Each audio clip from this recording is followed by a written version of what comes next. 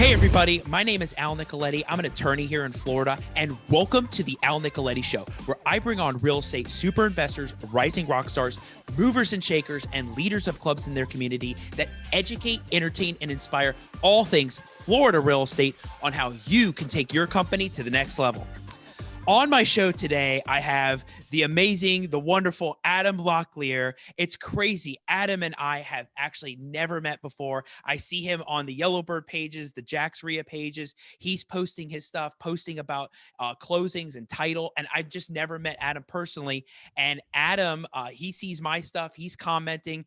And for the first time ever, I'm able to sit with Adam virtually. We're going to meet in person one day, but virtually to talk about all of this real estate stuff, this real estate investing business that Adam, it's a whole family business, but he dives into it. He loves doing this stuff. He has a book on all of this. It's just so much we're going to dive in, a group that he hosts, and there's just so much content that Adam's going to be able to share. So we'll dive into it. But on the show today, Adam is going to talk about finding and analyzing value, add turnkey real estate investing deals. Very important to even getting involved in the real estate business, and managing renovation projects. That is a whole job on its own. When you have crew, when you're hiring out with payroll, I'm sure there's going to be tons of stuff that we're going to learn from that, because I've seen people like Gary Booth have crews and flips. So that's a whole thing. And talk about managing low income properties with property management, a very different side to the niche of real estate investing, real estate portfolios. There's so much to talk about. He's going to get all into it. So without further ado, Adam Locklear, welcome to the show. Oh, what is going on? It is nice to meet you in your virtual form. Thanks for having me. Yeah, eventually it won't be my virtual forum, it'll be in person. But yeah, for the first time, we're connecting, and I love it. I think what you're doing out there is amazing. I always see you closing on deals. You're helping other people. I know that's your mindset. You love helping people and helping get what they need so they can move on to the next chapter in their lives. But for those that don't know you out there, Adam, please tell everybody like who Adam Locklear is. What were you doing before real estate, and what are you doing today? Okay, so I'm going to answer the what was I doing before real estate question first, which was absolutely nothing, okay? Because I was a 17-year-old kid. So I had this great benefit, actually, of being a second-generation real estate investor. And my dad did this for many years. Many of his friends did this. He worked with Ron Legrand way back in the day. And then another guy's name I'm going to drop is Tom Fudge. Tom, I love you. Thank you for everything. And I've just been able to learn from these guys from a very young age. So I did go to college, and I did my first deal as a 19-year-old kid. It was a mobile home that I lucked into, and I knocked on a lady's door, and I found a really amazing deal on a mobile home. I know we talked about before the show, talking about networking and how important that is. And that night I went to a Jax RIA meeting here in Jacksonville, and I had no idea what I was doing. I handed a flyer to a lady, told her about this deal that I had, and told her for $20,000 she could buy this mobile home for me. And she did. And I made $10,000 that night as a pimpled 19-year-old kid, and blew all the money in the next few months after that. So I was really hooked on this real estate investor thing, and decided to go to college anyways in 2001. And I can remember my first day in college, walking out of my first day in college, September 11th, 2001. And so you can remember what happened that day.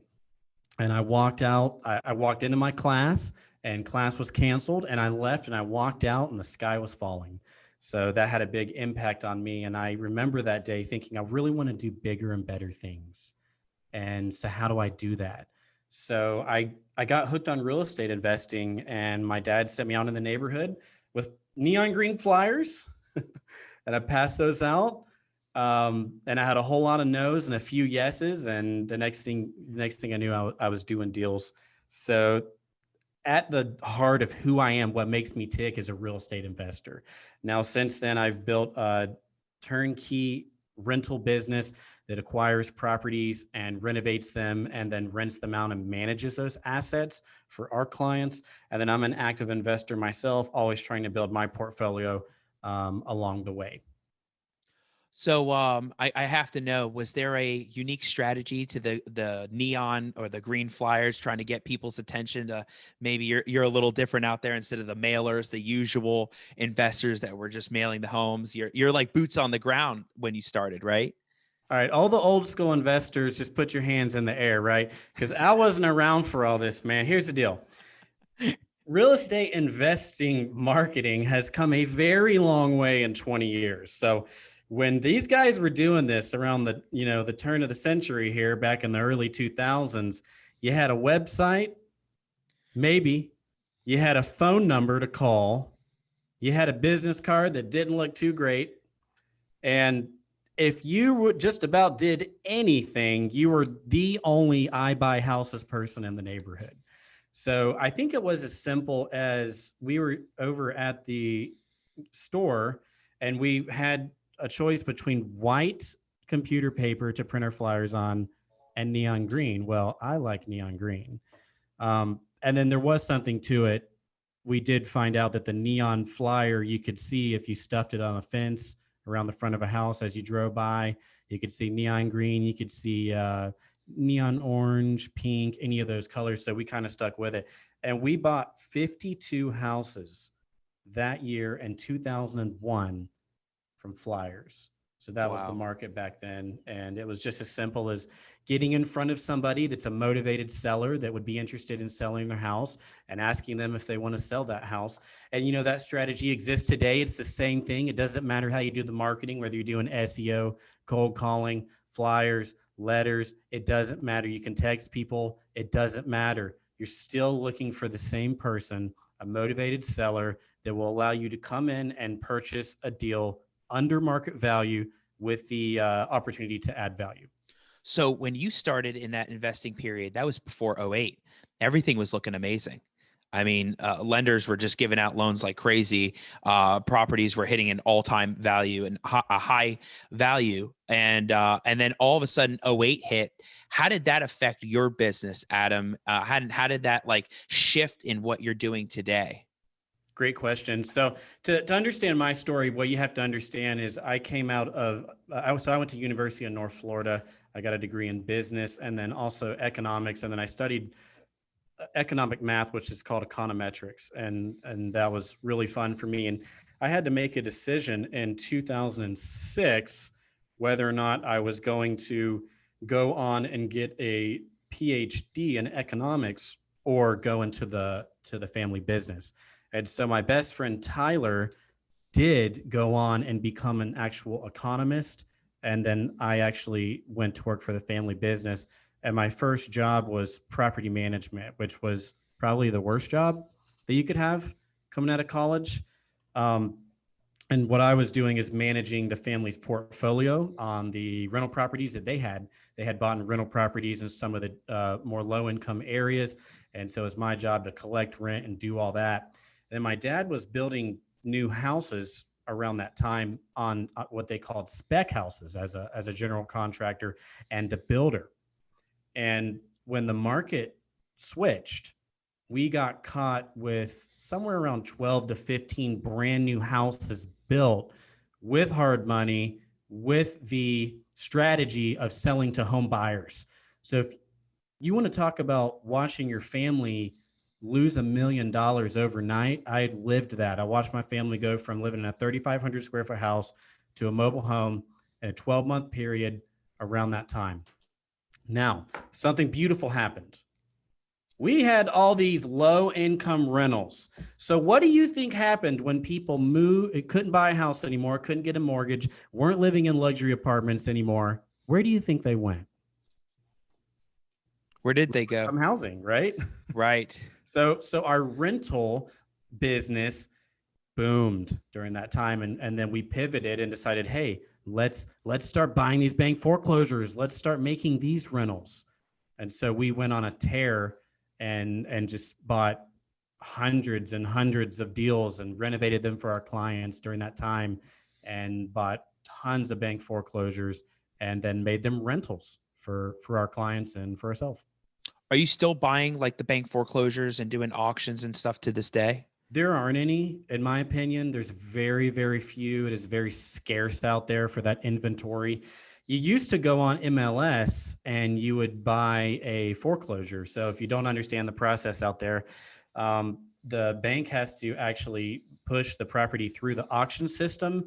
And as an investor, you can actually bid against the bank at the auction, right? As a third party. So if you go through the auction system and you see third party took it there, that's an investor.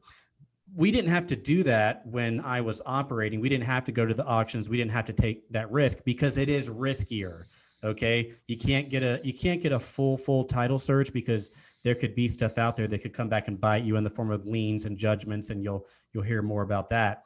But we bought them on MLS just because we could. They were cleaned up. We had good title. We knew that the banks listed them with a local realtor, and we just bought the inventory directly through those agents. So I like what you were talking about before with all the figuring out a niche for low income properties and what was happening back then in '08. And it seemed to translate into what you're doing today, still doing with property management. So talk to us about what that role is about managing the low income properties. You have different kinds of tenants. You have I don't know if it's probably Section 8. I've heard all about that. I've seen that at the RIAs. I think Steve Carter's talked about that at the RIAs before. I don't know anything about that, but that's something that comes up from time to time, being posted on the Yellowbird page, being posted on the RIA pages. What is that unique niche about managing low income properties? Let's talk COVID. You want to talk COVID? Let's talk COVID. Go for Let's it. do COVID. So COVID's a really, really good example of a disruption that can greatly affect your return on your investment. Simply enough, if you can't collect rent, then you don't have a return now, do you? So we do have a property management company. It's the lifeblood of our business. I think I heard Greg say that that was the most important part. I agree with him. Property management is 100%. I like to say it's where the rubber hits the road. So where the rubber hits the road with residential, well, even multifamily and even probably commercial, it's property management. Okay. That's where you're actually collecting your return. So if you cannot collect that return, then you don't really have much of an investment. So you'll hear many, many people say, I don't manage Class C. I don't want to go into low income areas. That sounds scary. Then you'll hear another voice in the room. Well, if you do Section 8, it could be okay. There's Section 8 and you get all of your rents on the same check. Here's what I will tell you. You have to understand who you are working with on the owner side and the tenant side with property management. Property managers are punching bags, okay? It's a tough job. You stand in the middle and get punched by the landlord on one side, and you get punched by the tenant on the other side.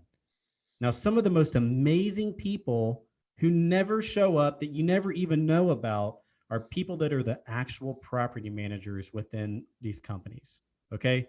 They're the superstars. They're the ones creating relationships with tenants. Relationships are everything. It doesn't matter if you're doing Class A, white collar. It doesn't matter if you're managing blue collar, Class C, low income. It does not matter. It's all about relationships. So going back to COVID, we were scared. Okay. I'll be honest with you. We're just as scared as anybody else. Here comes this pandemic. We don't know what's going on. We've got government regulation. We have a moratorium on evictions. We're not sure if we're going to be able to collect rent. But what we found at the end of the day is that our tenants, number one, loved us. Our owners were relying on us to do something. And even though we didn't have the ability to really go in and evict tenants, we had something many other property managers do not have in low-income housing. We had great relationships with our tenants. They love us. We love them. And we were able to go in and actually talk with them. The first thing we did was we waived late fees. So late fees are gone. Forget it. We're not going to do that to you. Call us up. Let's have a conversation. Let's see where you're at. What's going on with your job? Okay, if you got affected by COVID, send us some paperwork. We'll deal with it. Let's talk about it. And we have a 97% collection rate and have maintained that all through COVID. And that's our norm. So did we have a couple bad apples? Sure. We've had a couple bad apples, and it can be difficult, but that is what it's like for us managing low income anyways. So it was just a different scenario, same day, same atmosphere, same company. So I feel like since we were in low income already, since we were used to working with tenants and had a great relationship, we have weathered the storm very, very well. And we're so confident we're expanding very, very rapidly, and actually even out actively buying lots of units, just because we don't really think about the political situation as much as we do real estate. We love real estate more than anything. So for you and with COVID and tenants, I mean, I think JWB also had the same percentage. I think it was like 97% everybody was paying, and you just had a few bad apples. So for the few bad apples, how did you treat that whole moratorium situation? Because there were a lot of people freaking out about you can't get them out. They're getting a free ride. The governor's extending it again and again and again. What was your mindset with your team, your company, about handling those situations? Great question. I really, really like this question because we dealt with this. We had a team meeting, we got together and we talked about it. And at the end of the day, Al, I think what matters more than anything is love, man. So what we did is we loved on people. Okay. And I know that's something that's not really talked about a whole lot in the real estate investor world with landlords and investors or whatever, but love is more important than anything. And that's what we did. We showed love towards people. We spoke with them. We heard about their situation. And here's what we didn't do. What we didn't do was hide behind our computer, hide behind our phone. We went out into the neighborhoods with masks on during COVID, stood on the front porch and talked with people. Okay. And what we found out is almost everybody has a situation, has a life, and will respond to love. So for those people that didn't have anywhere to go, we helped them get somewhere to go. For those people that needed to be caught up on rent, we put them on a payment plan. We talked with their employer. We put them in touch with local charities. We talked with the city of Jacksonville. We talked with anybody that we can to provide some type of support for that. We also coached them. We talked about their job situation. We actually really helped people. And by doing so, like I said, we had a few people that wouldn't open the door. That's to be expected.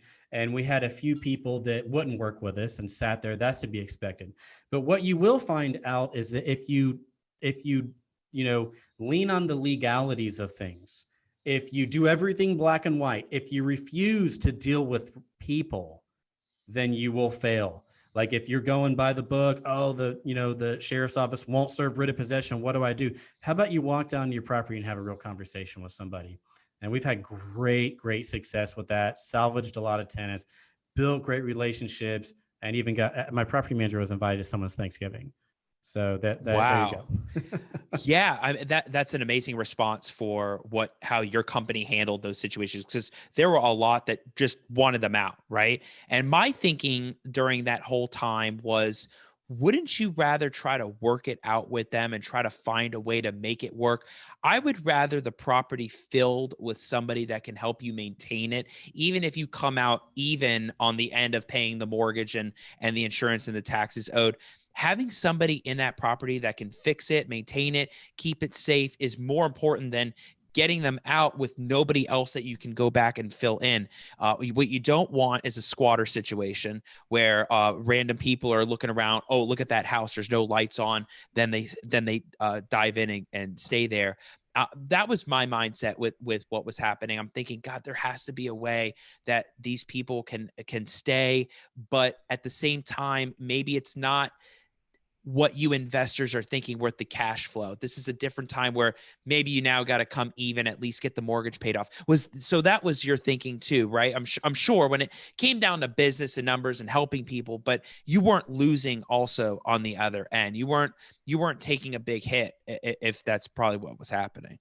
No, definitely not. And at the end of the day, like I said, these are people.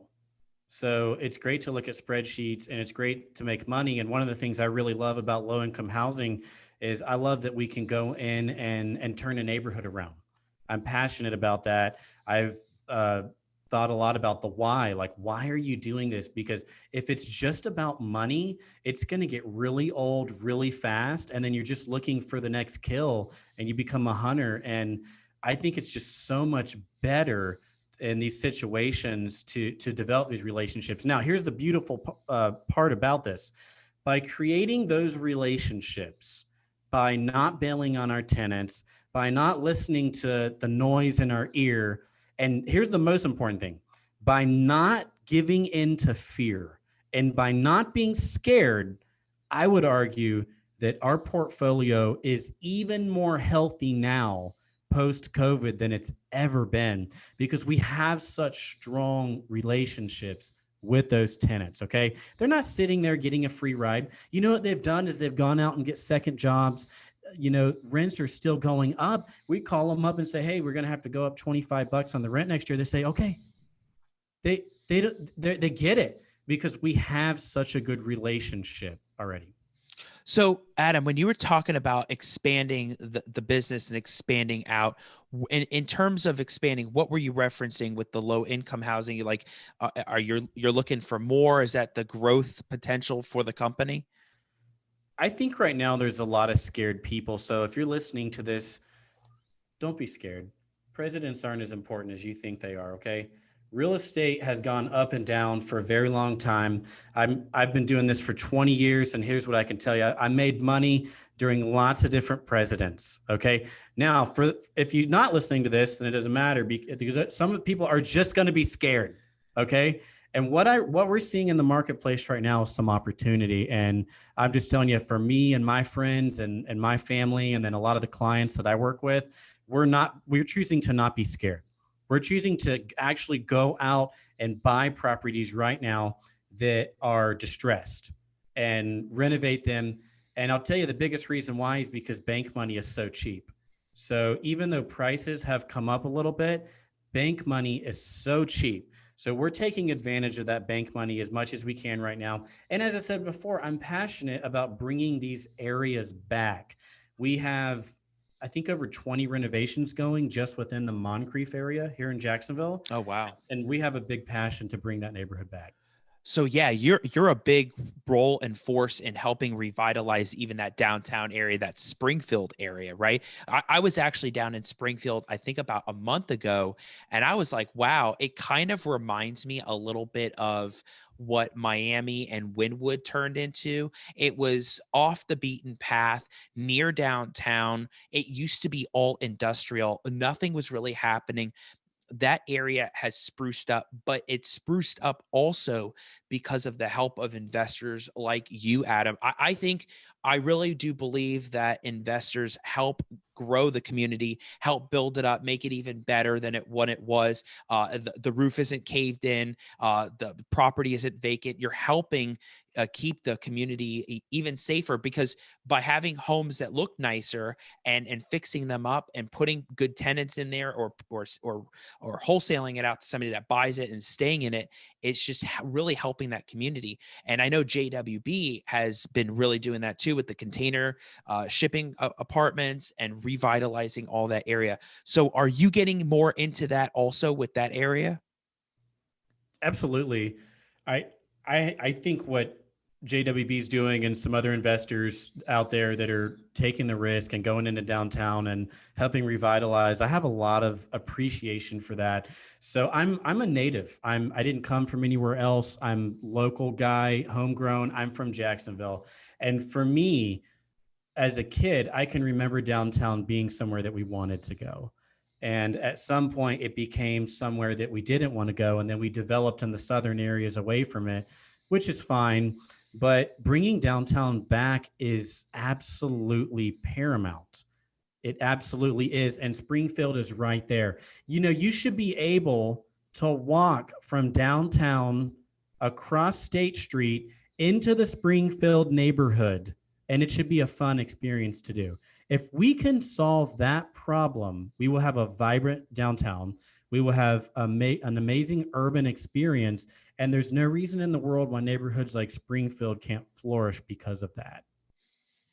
Absolutely. I think it's going to flourish. And I think it's starting to have those communities and restaurants and places where people can gather. It's just, I think it's going to blow up over there eventually. I'm sure they're going to have breweries and art. Art is also another thing that really helps the communities too. I've seen a little bit of that in downtown, but yeah, now that we're on that topic, we're talking about like the whole revitalization. It's just inspiring to see that you, Adam, are out there doing what you're doing to really help the community and helping people, because you want people, you want the community to grow, especially that you have seen it here your whole life. You've seen what it was like before. You see it now. It's got to be a complete difference, right? Like when you were first here and now it's got to be like, where do you see Jacksonville kind of going and heading? Florida is, the third most popular state. I heard this said, so please don't quote me on this, but what I've been told is that Florida is the third most popular state to move to since the pandemic. And when you look at what we have here, like one of the things I've learned throughout all this is how much power governors have and what state you're living in and why that matters.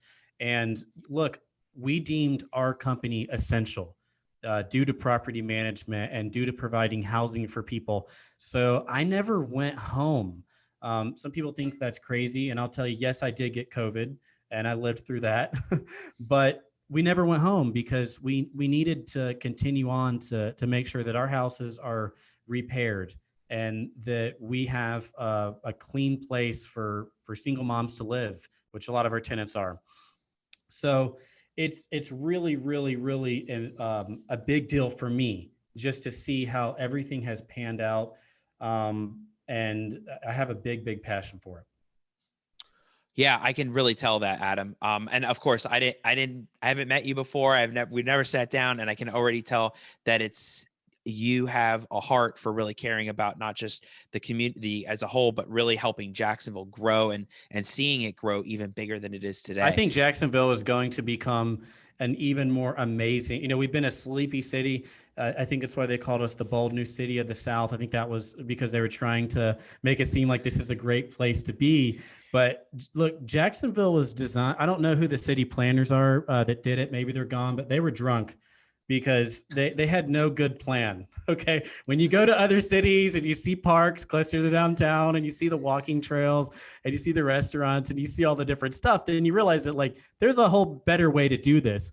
But here we are in Jacksonville with all this land, right? And we've been filling in the gaps over the last 20 and 30 years, which is great. But when you look at what we have here in Jacksonville, we have a very high quality life. The level is very high. And if you don't realize that, then you need to go somewhere else and spend some time there, because when you get back to Jacksonville, you'll realize this is a great, great place to be. And for that reason, it's just going to continue to flourish. And I hope it does. I hope it keeps getting bigger and bigger. And as that happens, the communities will revitalize and it'll just become even a better place to live. And yeah, I think it's like number one, close to number one of where people are moving from California and Texas. Yeah, which is funny, right? Because I know Texas is probably up there as one of the states that people are moving to, but the grass is always greener, and Jacksonville's a great place to be. Exactly. So with that being said, of course, there are deals here. There's deals in Jacksonville. There's deals in Florida. And one of the things you wanted to talk about today was finding and analyzing value add turnkey real estate investing deals. What is that all about? And I think when I was having Brandon on, we were talking about like you really have to know your market. You really have to know is that area going to be good for the rentals or turnkey? Like, what are you using it for? Are you buy and hold, wholesaling, flipping out? So talk to us about that. Yeah, absolutely. One of the things I want to make sure that's understood is value add deals. Like, what's a value add deal in the first place, right? So that's a property that we're buying distressed that's under market value.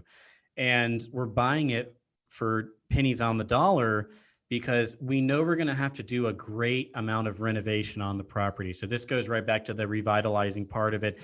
I'll tell you, Al, this is the hardest part of the business, okay? The two hardest things in this business are finding a value add deal in the first place and renovations. Renovations are very, very difficult. And I give a whole separate class on that.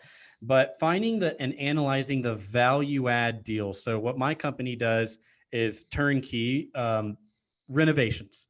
Okay, so we do renovate. We buy properties that are distressed, as mentioned, that we're going to add value to, and we do that through renovation. And we will find the house for you. So this is the finding part, and then we'll renovate it for you, and then we will rent it out for you. So I like marketing. That's something that I'm into. When I came out of business school, when I started my property management business, which I eventually sold, and then I really got into marketing because if you remember, like I said before, jokingly, all you needed back in 2001 to do this was a website and a business card and a phone number. That changed after, so we got into the foreclosures and we really didn't have to do a whole lot of marketing because we were just picking off the low hanging fruit. But we always told each other, my dad and I, we always told each other, this will not last. We've got to figure something out. So what we got into after the foreclosures started to go away, which is probably 2013, 2014, that's when that's when it really started to dial down. There weren't as many. And at that point, we went into direct mail. So me being a guy that really loves marketing, I went and actually spent some time learning how to write sales copy. And I enjoyed doing that. And I wrote all the copy for the letters that went out to people to buy their houses. And then we did that for a while and we had good success. Like if you came through one of our mentoring programs around 2016, 2017, that's what we were telling people is handwrite letters, stuff letters, get yourself a list of like 1,000 absentee owners. It's not a big deal. The list isn't a big deal is what we were telling them back then. And then just throw your letters out and you'll get the phone calls. Go out to the property and talk with people face to face. So we've always done face-to-face sales. We never really did a whole lot of like virtual stuff. I know things are changing now, but back then we went into the house, we sat across the table from them, we made friends with them, and we bought their house. And we did it that way for many, many years, and it was very successful. Now the marketing, going back to that part, that changed. The iBuyers showed up. Open door. And then there's Zillow, and then next thing you know, there's just all these different companies. When they flooded the mailboxes with direct mail, we were out. We had 1 month, we spent $20,000 on mailers. We didn't buy one house. And I called my dad up and I said, hey, we're done. And after that, we tried some online marketing, some SEO. We've done Facebook ads, we've done Google ads, and then we eventually jumped on cold calling. And to this day, we're still doing cold calling. That's funny. I've had that response on many podcast shows that I've had with investors. It always seems to come back to cold calling. I know the Google ads are there, the social media. I think Mike McKay was on the show talking about how he finds a way to like almost have a website, and then it tracks people to the website, and then when they're on the website or that they get off, it almost tracks when you're looking at a browser. It kind of pops up there like the investor pops up, so it tracks Google ad marketing. But then it always seems to come back to the cold calling. What has been so effective about the cold calling that is just it's consistent, it just works for you? I just hear about it all the time. Yeah, it's just scalable, right? It's like immediate gratification. I mean, if you're it's just a numbers game, right? So going back before, I told you I pulled 1,000 lists. You're going to have way more than that now. You're going to have 10,000, 15,000 contacts. You're going to have to give them to your cold caller, and they're going to have to call the people 3 times. You're going to call 30,000 people that month, and then maybe you'll buy a house. Okay, so I'm not telling you that cold calling is a silver bullet. Hey, here's what you got to understand. I don't like any of this stuff, okay? I used to just buy the houses from the foreclosures, right? And I really liked that. But we had to get into this because the market has become so competitive. There's a lot of people that really want to do this. And we've seen there's probably 10 times more people doing it now than we're doing it then. So cold calling, it's just, it works. It's scalable. You can hire somebody, you can have them call people. You'll hear a lot of people talk about why this is good and why that's good. It's really just a numbers game. If you call enough people, if you use an auto dialer, at some point, someone's going to say yes. Yeah, I think Joe Roig he was on a Clubhouse chat talking about the auto dialers and cold calling and how you can turn it up a notch and it dials and but you're going to get a lot of answers. There's going to be a lot of people getting on the call. Yeah, and you can kind of turn it up how fast you want to go. Like if you want to dial like 100 people a minute, or you want 100 people an hour, or you want to dial less, or this or that. Hey, look, it's probably important to mention on the marketing side and finding deals that I buy from wholesalers too. And that's been a big part of how I've been able to get deals after the foreclosures left. Because look, I've heard it said that if you want to go fast, go alone. But if you want to go far, go together. So I have learned that I don't want all my eggs in one basket with any strategy. I do all the strategies. Cold calling is probably the low-hanging fruit in the market right now. But wholesalers, if you can create relationships with them, if you can get good deals, that's a very effective strategy as well. Oh, for sure. I mean, there's plenty of them out there too they're hunting those deals as well. They're doing the cold calling, they're doing the direct mail marketing. It's crazy. I also had on Jeff Rhodes. He's from Marketing by Hand. He does direct mail. Okay, Jeff. Yeah. So Jeff has strategies to the messy handwriters, clean handwriters, first class mail. I even think I saw Beth Burnett out of Tampa. She was even talking about using pink envelopes, blue envelopes, neon colors, because it's different. It's not a business letter. Like there's so many strategies to direct mail marketing, and then there's so many strategies to cold calling, and it's always what works for the investors and what they're doing. And it's interesting to think I'm doing cold calling and that's working. And you know what? Are you getting a lot of I buy houses stuff in your mail lately? Because I'm not. So marketing has a lot to do with getting ahead of the curve and thinking about what's not happening. I probably shouldn't tell you guys this. Maybe I should go do some more direct mail marketing because there's not a lot out there. Hey, you'll never know what you're going to hit. It can always be fruitful for whatever you do. Adam, we absolutely have to talk about your book. You have a book and you call it a funnel magnet for you. Talk to us about the book. Okay. So here's the book. I'm going to show you a copy of it here. It's probably backwards, but it's The Secret to Real Estate Investing, and you can find it on Amazon. Look, this book, I'm going to write more books because I'm a writer. I really, really enjoy it. I haven't had a lot of time lately just because we've been doing so many deals and I've been growing my businesses rapidly. But when I get some more time, I'm going to write some more books for people to read. But this one's The Secret to Real Estate Investing. The reason that I'll probably always love this book the most, not because it's my first, but because I got to co-write this book with my dad. And it was a really, really fun experience. We had to figure out, how are we going to write this thing? How do you have two writers? How are you going to get that done? And so what we did is we have like the first part, which is Joe. And then we have the second part of each chapter, which is Adam's take. And the subtitle to our book is How to Find Your Path Through the Real Estate Investor Maze. Now, I didn't write this book just because I wanted to. I wrote this book because we do a lot of networking here in Jacksonville. We have a lot of newbies that show up and they're always trying to figure out, how do I get going? What do I do? What is all these words I don't understand? I'm scared. I don't know what to do.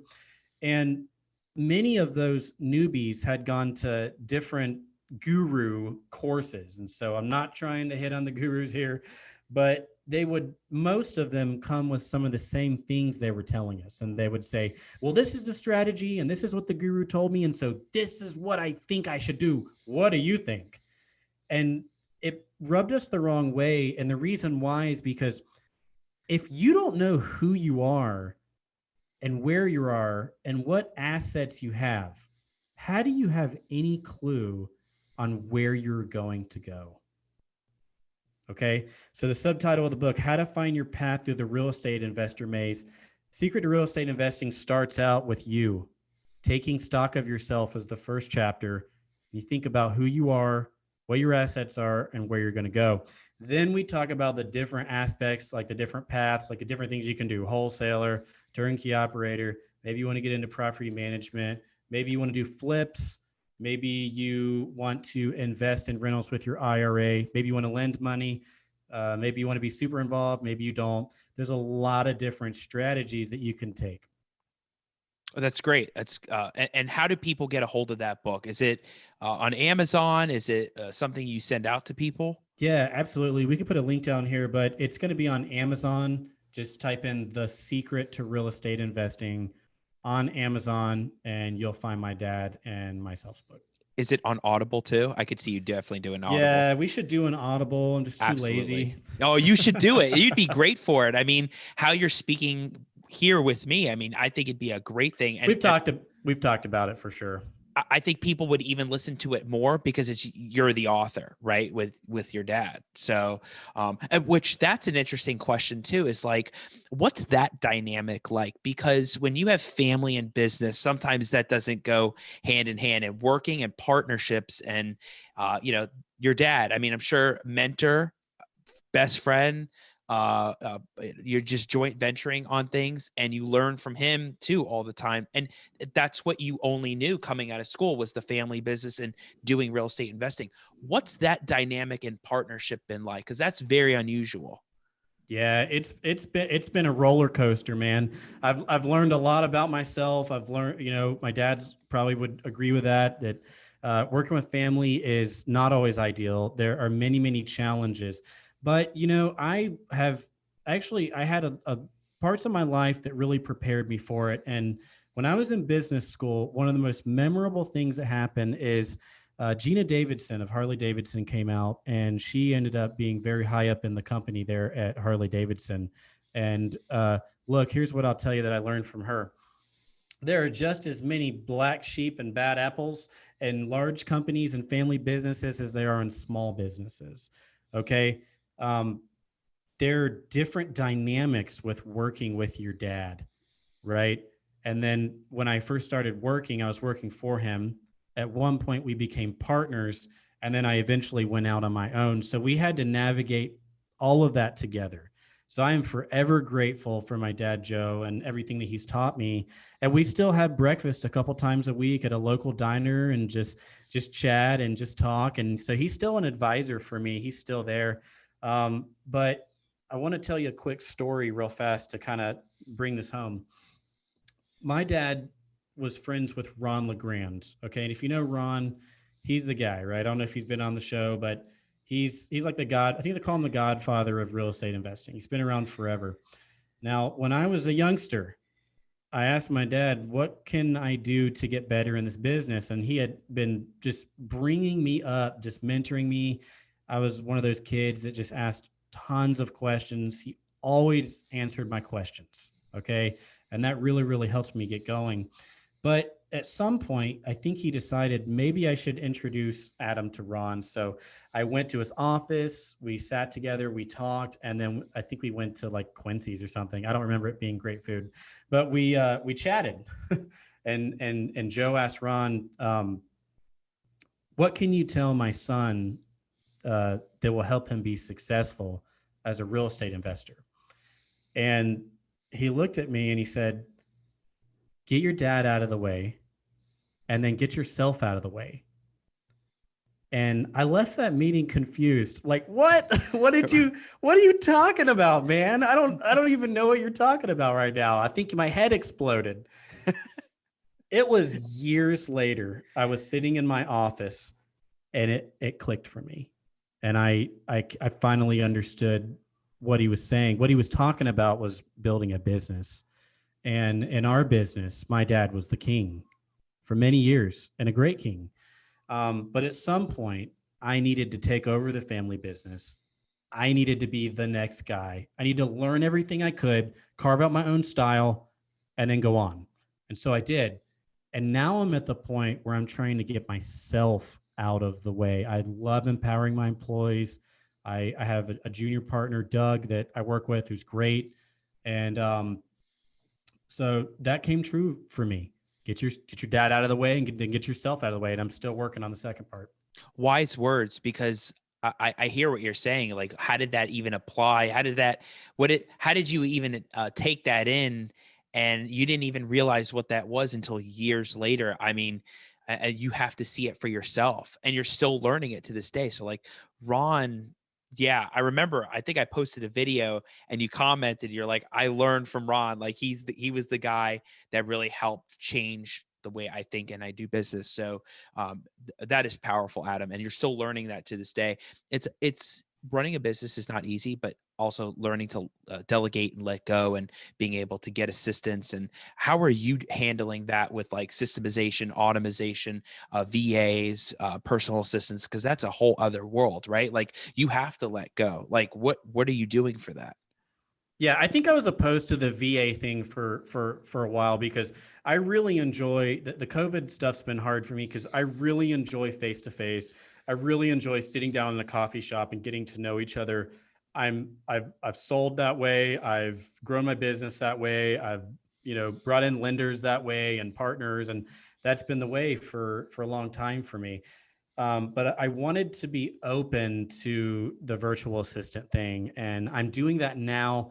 And it's just like anything. Like, how many times do you hire the perfect employee, or do you have to go through a few to get the right one? Or maybe you get really good at the interviewing process, so then you can shorten that time, that cycle, right? So hiring VAs is just like hiring employees. You need to interview them. You need to take the time. You need to put them on I put mine on a 60-day trial to see what they can do. And so, but we have both. To answer the question, I have assistants in-house. I have employees in-house. I have a junior partner in-house. We still have an office functioning. And then we've used VAs to scale in many different parts of the business. Yeah, I think more than ever, VAs have become relevant. You just have to do a lot of training. You have to do a lot of videos, and then who knows, they may change. And um, there's a whole side to that with uh, business. And I tell people, Adam, I think that a lot of this real estate stuff isn't just real estate. It gets down to basics with business, payroll, QuickBooks, all of that stuff, right? Yes, So, yes, it so is. 100%. And you were alluding to also heading a meeting group, hosting a meeting group, a Jax REIM. Uh, I think, and I'm out in the community as much as possible. I'm on social. I'm at the meetings at Jax REIF, Jax RIA, Yellowbird. I can't wait to go back to those meetings again. But there is a huge added value benefit to those meetings, and I love the fact that you're bringing this one back, a more intimate setting, but nonetheless bringing people in, having people speak, talking about niches and things that they do. Um, that is a core part of the show too, about being a leader in the community, hosting these groups. That is something a lot of people can't do. So what brought you to create the group, bringing it back, and tell everybody about the group? Where can they find it? Yeah, it's on meetup.com, but all you have to do is Google JAXREIM, which stands for Jax Ream. I would have named it something cooler. I didn't found the group. I was invited to take it over, what seems about 5 years ago, and it's very small. And one of the things, so the people that founded it were hanging out with the Bigger Pockets guys, and then they got excited and they came to Jacksonville, and the meetup platform got all this SEO juice, right? So like Meetup got to the top of the feed. And so they started having lots of people coming to meetings just because there wasn't a whole lot going on at that time. There were some, and there's a lot more now. And we asked them, they asked us to take the group over because they got in and they got out. And I think there were about 150 people on the meetup. Um, and they asked us to take it over. And we said, what do you want us to do with this group? What do you want us to do for these investors? And what they said, what we want is for people that know what they're doing in the business to come alongside newbies and teach them the right way to do this without trying to take lots of money out of their pockets, because there's a lot of that out there. And so we actually didn't do meetings for a few months, and then we relaunched and started having our physical meetings with Jax REIM. And we just started doing basic little education classes, really easy stuff like how to find deals, how to build your team, how to work with REO agents, the 21 pitfalls of renovations. What are things that can come up during a renovation that can cost you a lot of money? how to find lenders, how to find deals, that type of stuff. And we've just been doing it consistently since then. Well, we were before COVID, and we were just excited to get back to our monthly meeting. So it's the fourth Saturday. Sorry, it's the fourth Thursday of every single month, and you can find us online. That's pretty smart. So it's not conflicting with either Jack's RIA or eventually Yellowbird. You found a Well, I don't really care because we were there first. So well, good. You found a good day. You found a good time to do it. So, and one of the topics that you'll be talking about by the time this gets posted, it'll be over by then. But you're going to have speaking things on it, I'm sure, throughout is having good topics on like managing renovation projects, right? Like you would be there talking about where people can learn how do you manage that stuff. Why don't you give us a little sneak peek to what that is? So in our next meeting, I'm going to have my dad. So here's the cool thing about my dad. He just absolutely loves sharing all the information that he has about the physical product, which we forget a lot of times is a house. Okay. It's a living, breathing thing. And we're in Florida. Okay. And a lot of them are made of wood. So it's good to hear a guy like Joe get up and just talk about like how to look for a floor beam that's messed up. What does structural issues look like when you're looking at these deals? And so he'll get up for about 10 minutes in the beginning and he'll just talk about that. It's not like a formal speech or anything, but he'll just get up and talk. And then people ask questions. And then they always have too many questions. And then we have to tell Joe that, that's it. We got to sit down, right? Right. But we just try to open the floor up and just kind of have like an open forum type thing. And we'll just answer your questions and we'll just hang out with you for like an hour and a half and then go home. But that's added value. That's great for people that want to show up because they can really break it down. I mean, again, family business that's been doing it for a long time, before '08 and then after '08, and finding unique ways to help with turnkeys and property management. People need to learn that stuff. And probably your book will be there too. So if people wanted to get the book, they can even go to the meeting. I'm sure you'll have that available. Hey, if you listen to Al's podcast and you want a book, come to my meeting, tell me you listen to Al, and I will hand you one. All right. So everybody that wants a book, make sure you mention the podcast and then go to the meeting. Adam's hosting, Jack's RAIM. It'd be fantastic that you can get a super book with super investing tips and tricks.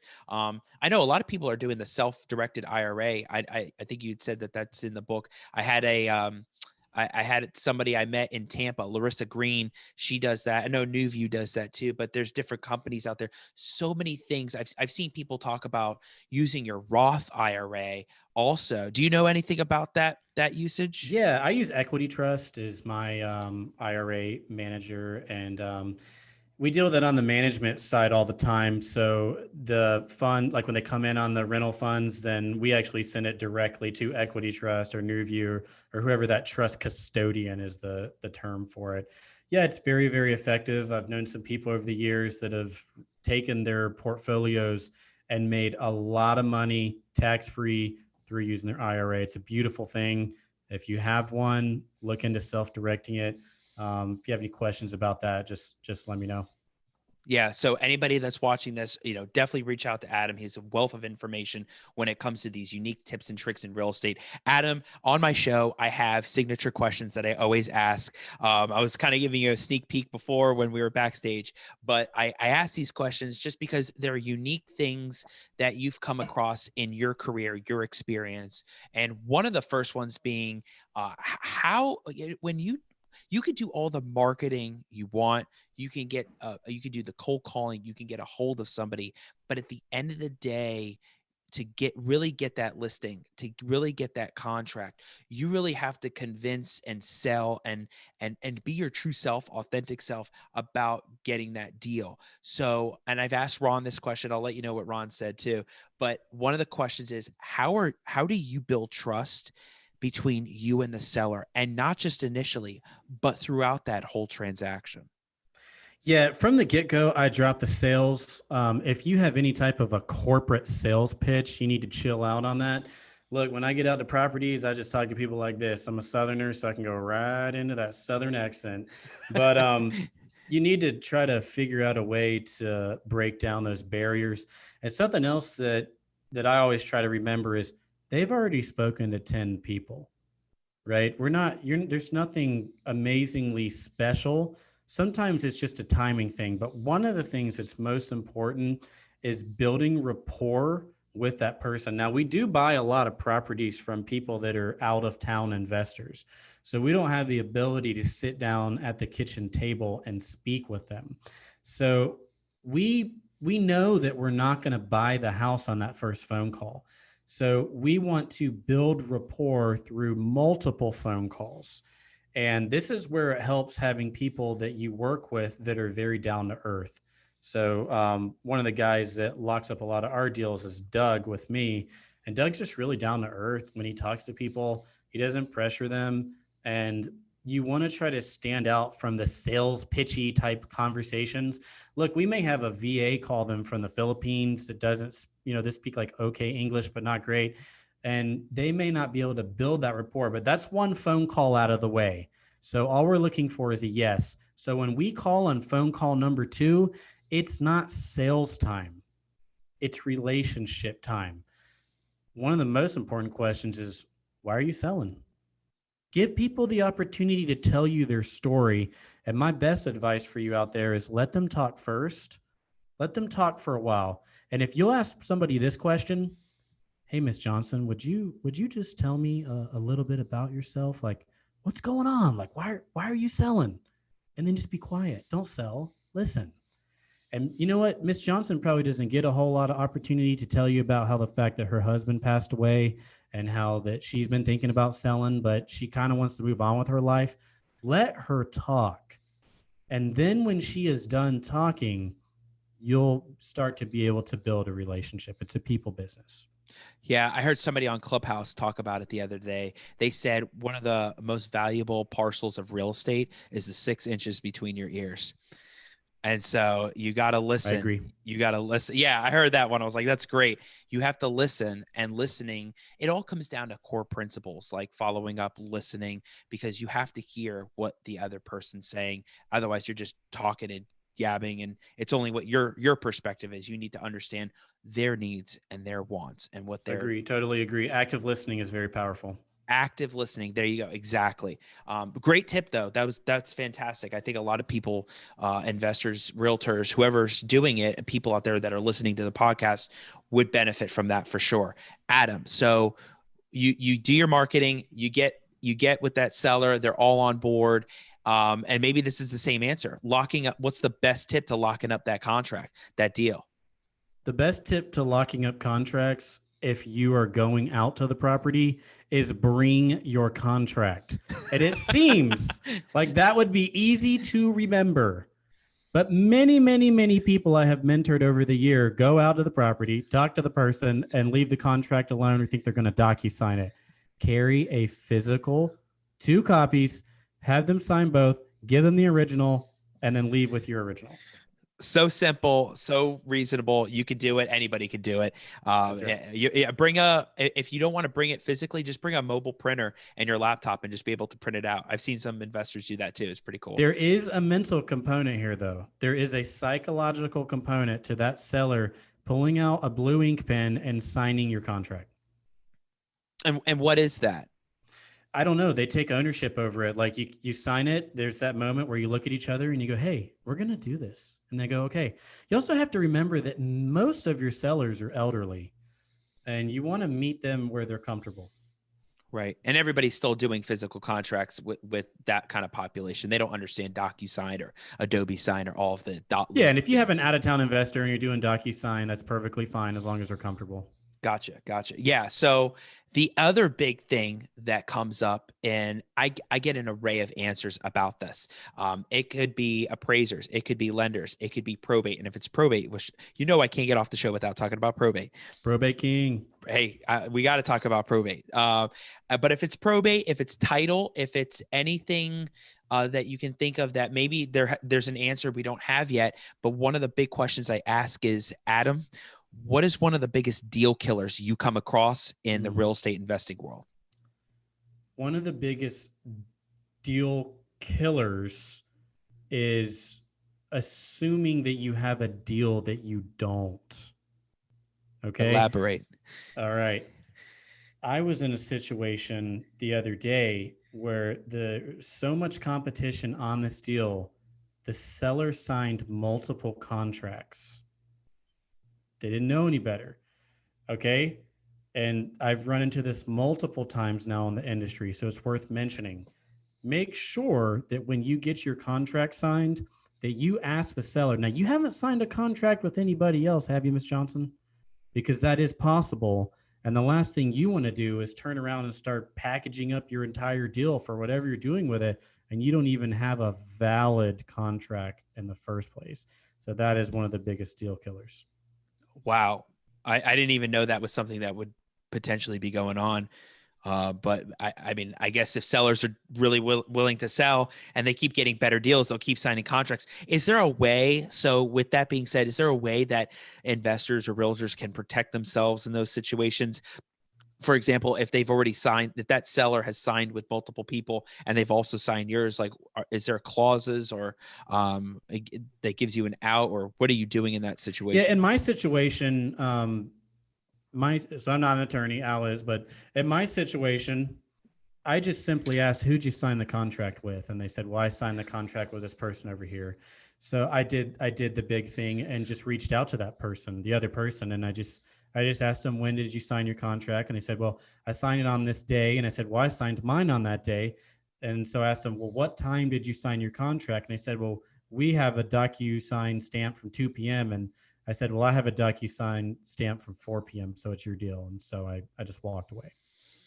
Yeah, every situation's different, and every investor would probably handle that a lot differently. But that's crazy, Adam. Again, something I haven't heard yet. Right? That's the first time I've heard that answer. I hear title, I hear probate, I hear appraisers, lenders that are just taking forever with the loans, and what the interest rates being so low. Yeah, and the reason I answered it that way is because you said deal killer. So like I bought a lot of bad title properties. I love properties that have issues so I can overcome those.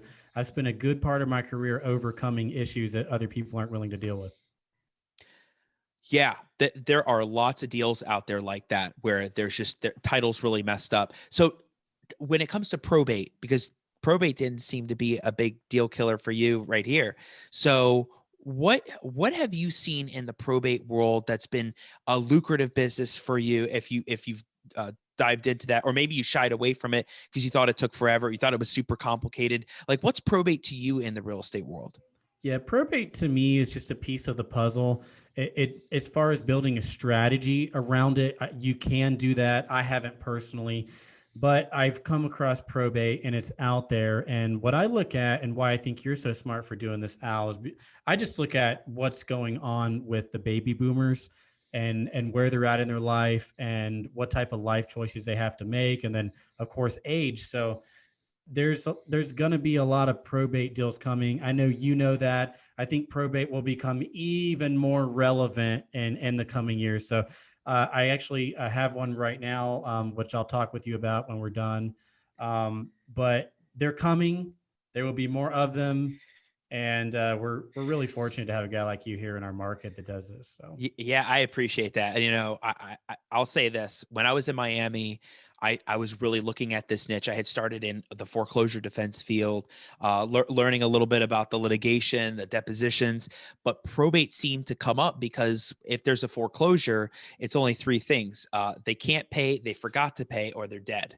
And so probate seemed to come up that way, but it wasn't as crazy.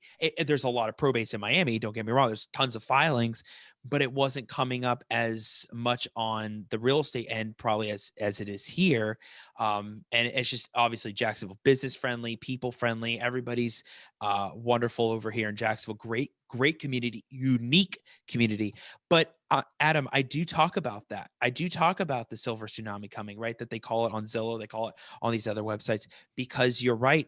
It's becoming more popular year by year. There's a stat out there talking about a third of the inventory in Tampa alone by 2037 is just going to be all baby boomer properties over 65. And then Miami and Orlando are 3 and 4. So you have so many things coming. You see it, I see it. So you get the big picture when it comes to the whole yeah, and probate it's world. important to think like what I said earlier. That there are sellers now right? They're just not all going through probate. They're all the same sellers. They're just, some of them are going through probate and then some of them are still alive and they're selling. But yeah, I like this whole silver tsunami strategy. And you guys know who to reach out to when you find a probate deal. I know I will be. I appreciate that, Adam. Yeah, because I sometimes I'm thinking, do I include that in there in the PowerPoint? Do I not include it in the PowerPoint? But every time I hear it from you and I hear it from a different investor, they're like, yeah, that's a big thing that's coming. So it's a point I make every time in the presentation. It is. It's coming. It's coming for sure. Adam, you've been amazing. This has been eye-opening on different levels with property management, who Adam is. I'm like so honored to have sat down with you to talk about these things, and I look forward to building our relationship, continuing. And I love what you're doing with Jacksonville. You're being a part of that community, homegrown, keeping that community going, especially in the downtown area. And I love the value that you're bringing with the Jax REIM. Writing a book that everybody can benefit from. I can't wait for the Audible version because it's going to be Adam Locklear himself. There's just a different dynamic when that person is actually reading that book to you. You feel like they're speaking to you, you know? So Adam, I loved it. I love having you on here. I can't wait for you to be back when I have the in-person studio, right? This is all this for those that are listening right now. This is all white background wall just because I just moved into this office. But what's coming is a full-blown studio. There's going to be like a real podcast setting, a real show setting. I'm going to have, the lights and Adam sitting down. We'll be at a table, really diving deep on stories. Like I think bringing stories, and I'm sure, Adam, you're going to be thinking of things that you weren't thinking about during the show. After the show, you're going to go, wait a second. Dang, I should have talked about that with Al. Write it down. We're going to write it down. Stories for Al's part 2 show, because I can't wait to have you back. So Adam, for those that are going to be looking for you, let everybody know where they can find you. I'll have your social links that you sent me. But also more importantly, who are you looking for to reach out to you? Yeah, if you are a person that has money in an IRA or stocks, or if you want to get involved in the real estate investor game, but you don't know how, head on over to Locklear, that's LOCKLEAR partners with an S.com, locklearpartners.com. And you can reach out there. You can also find me on Facebook. Just find me on there, Adam Locklear. Shoot me a message on Facebook. I'd love to chat with you. I'd love to see how we can get you involved and cash flow, turnkey, value add investments here in Jacksonville. Amazing. You heard it right there from Adam Locklear. Adam, we will make sure we post this on there on YouTube. It'll be all over Spotify, YouTube, iTunes, Facebook. I'll make sure you get everything. But Adam, can't wait to have you back. Yeah, this has been great, and looking forward to what's coming next. Thank you so much for having me, Al, and can't wait to see you again. For sure. Absolutely. All right, everybody. If you want more content like this, make sure you check out the Al Nicoletti YouTube channel and the Al Nicoletti Facebook and business page. I'm going to be having this podcast with Adam Locklear when it comes out. It'll be on iTunes, Spotify, YouTube, Facebook. Make sure you check out that podcast. I have other things that are going to be on the show, other interviews with other real estate super investors, rising rock stars, all on the Al Nicoletti Show. And on the YouTube channel, I have content on probate, quiet titles, partitions, and other unique strategies and things in the law world in Florida. So until next time, I will see you on the Al Nicoletti Show. Take care.